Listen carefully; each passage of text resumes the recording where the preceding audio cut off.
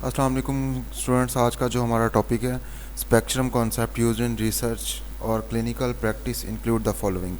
कि जो स्पेक्ट्रम के कॉन्सेप्ट बना हुआ है इसका इस्तेमाल इसको कहाँ कहाँ यूज़ किया जाता है। रिसर्च में करते हैं हम इसका इस्तेमाल, या फिर क्लिनिकल प्रैक्टिस ड्यूरिंग प्रैक्टिस जो है उसमें भी इसको यूज़ किया जाता है। लास्ट लेक्चर में हमने यही डिस्कस किया था कि स्पेक्ट्रम में क्या क्या चीज़ें आ रही होती हैं। एनजाइटी, स्ट्रेस एंड डिसोसिएशन है। सेकेंड पॉइंट में several type of spectrum are in use in these areas, some of which are being considered in the DSM-5।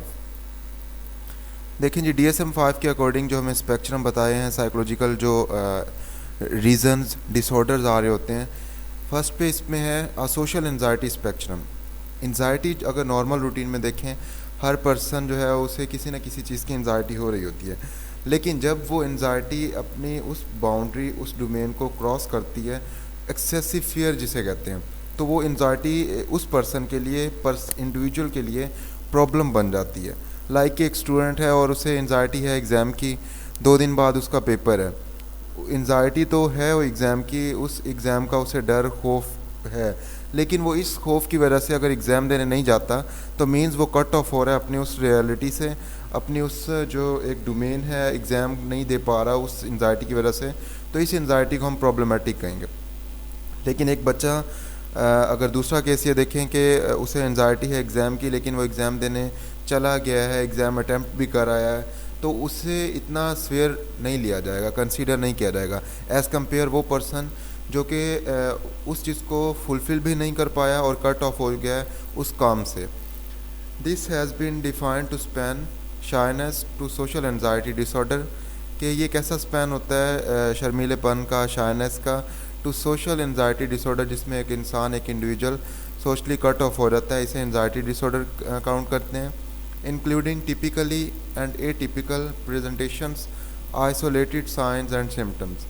देखें ऑब्वियसली इसमें क्या चल रहा होता है एनजाइटी में, कि वो इंडिविजुअल, वो पर्सन जो है टिपिकली या एटिपिकली प्रेजेंटेशंस ऐसी शो करवा रहा होता है कि वो आइसोलेट हो जाता है रियलिटी से, आइसोलेट हो जाता है अपने सोशल सर्कल से, आइसोलेट हो जाता है अपनी उस वर्किंग कंडीशन, वर्किंग बाउंड्री से।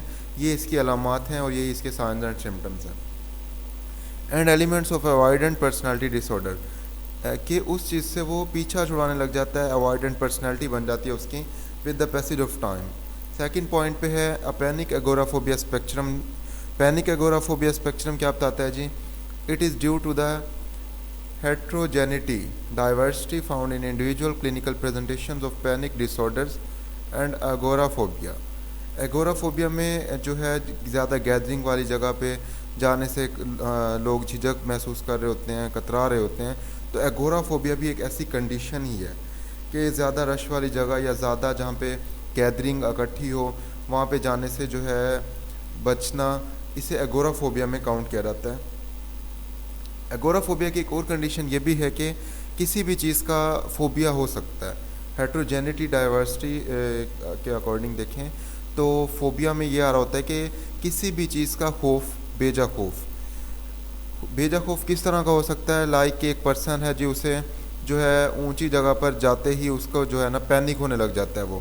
वो एक फोबिया है, ऊंची जगहों का खौफ है।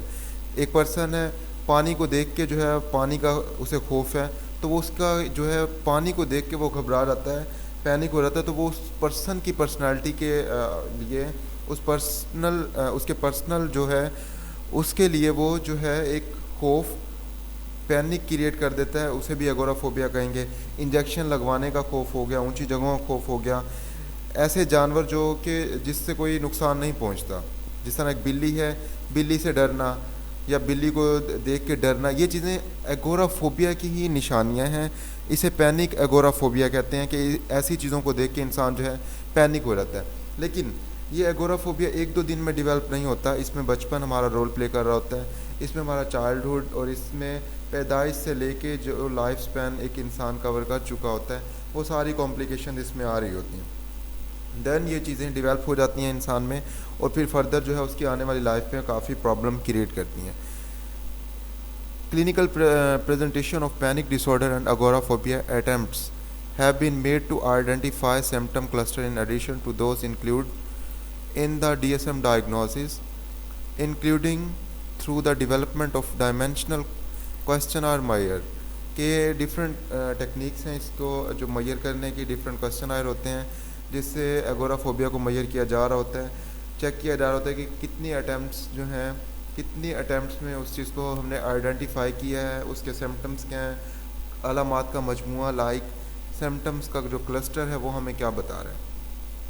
थर्ड पॉइंट है पोस्ट ट्रॉमेटिक स्ट्रेस स्पेक्ट्रम, इसको PTSD का नाम दिया जाता है, post traumatic stress disorder. Post का मतलब होता है बाद में, कि एक चीज़, एक स्ट्रेसफुल इवेंट अकर हुआ है, उसके अकर होने के बाद जो अलामात तारी हो जाती हैं उसे पोस्ट ट्रॉमेटिक स्ट्रेस डिसऑर्डर कहते हैं। PTSD की भी दो कंडीशन होती हैं, एक एक्यूट होता है, क्रोनिक।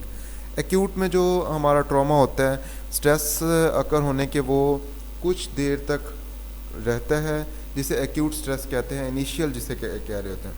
अगर 1 मंथ के बाद वो चीज़ें जो हैं हमारे साथ चलती रहती हैं, हमारी लाइफ का हिस्सा बन जाती हैं, 6 मंथ तक, इसे डायग्नोज जो करते हैं वो PTSD किया जाता है, पोस्ट ट्रॉमेटिक स्ट्रेस डिसऑर्डर। इसकी मैं यहाँ एग्जांपल अगर कोटेट करूँ, PTSD की बेस्ट एग्जांपल जो है 16 दिसंबर को जब APS पे अटैक हुआ आर्मी पब्लिक स्कूल पे, तो उस अटैक में, उस स्ट्रेसफुल इवेंट में जो बच्चे, जिन बच्चों ने जाम शहादत नोश किया, उनकी शहादत के बाद उनके पेरेंट्स जो हैं वो 1 माह से 6 माह के अरसे के दरमियान काफ़ी स्ट्रेस में दिखाई दिए। मीन्स के स्ट्रेसफुल इवेंट तो अकर हो गया, लेकिन उस चीज़ का ट्रॉमा जो था वो उनके साथ चल रहा था, वो उनके साथ गुजार रहे थे अपनी लाइफ। तो इसी को PTSD में शुमार किया जाता है। ट्रॉमा ज़रूरी नहीं कि 6 मंथ के बाद ख़त्म हो गया था। बच्चों का जो ट्रॉमा है उन पेरेंट्स के लिए, वो तो जब तक वो हयात हैं वो तो उनके साथ वो सदमा रहेगा, लेकिन जो एक इनिशियली स्टेज में वो ट्रॉमा उनके लिए काफ़ी प्रॉब्लमेटिक साबित हुआ। उनकी कट ऑफ वर्किंग जो थी, वर्क जो वो नहीं कर पाए, उनकी जो सोशली सर्कल था वो डिस्टर्ब हुआ, कि वो जो थे एक साइकोलॉजिकली काफ़ी डैमेज हो चुके थे उन बच्चों के पेरेंट्स। इसे ट्रॉमा एंड लॉस स्पेक्ट्रम कहते हैं, कि किसी भी चीज़ का नुकसान। Work in this area has sought to go beyond the DSM category, DSM diagnostic statistical manual के अकॉर्डिंग इसकी कैटेगरी देखें, and consider in more detail and spectrum of severity of symptoms rather than just presence of absence for diagnostic purpose as well as spectrum in the term of the nature of the stressor। कि PTSD में हम इस चीज़ को देख रहे होते हैं कि उस पर्सन, उस इंडिविजुअल के साथ जो एक ट्रॉमा अकर हुआ है या वो एक ट्रॉमा में सफ़र कर रहा है, उस पर्सन का स्ट्रेसर क्या है। स्ट्रेसर को रिमूव करेंगे तो ट्रॉमा हम रिमूव कर सकते हैं। हमें जब तक स्ट्रेसर ही नहीं पता होगा कि उसको जो स्ट्रेस देने वाली चीज़ है वो क्या है, तो हम ट्रॉमा रिमूव नहीं कर सकते, उस चीज़ को हम रिजॉल्व नहीं कर सकते। This identifies a significant amount of symptoms and impairment below threshold for DSM diagnosis, but nevertheless important and potentially also present in other disorder a person might be diagnosed with. कि हमने DSM को follow करते हुए उसके diagnostic features देखने हैं, diagnostic criteria देखना है, हमने उसका ड्यूरेशन देखना है। ड्यूरेशन के बाद हमने मेजरमेंट करनी है कि आया वो पर्सन, वो इंडिविजुअल पोस्ट ट्रॉमेटिक में आ रहा है या नहीं, इस स्पेक्ट्रम का वो हिस्सा भी है या नहीं। इसके बाद है जी डीपर्सनलाइजेशन एंड डीरियलाइजेशन स्पेक्ट्रम। इसमें देखें डीपर्सनलाइजेशन और डीरियलाइजेशन जो है, इसमें एक चीज़ समझने वाली है।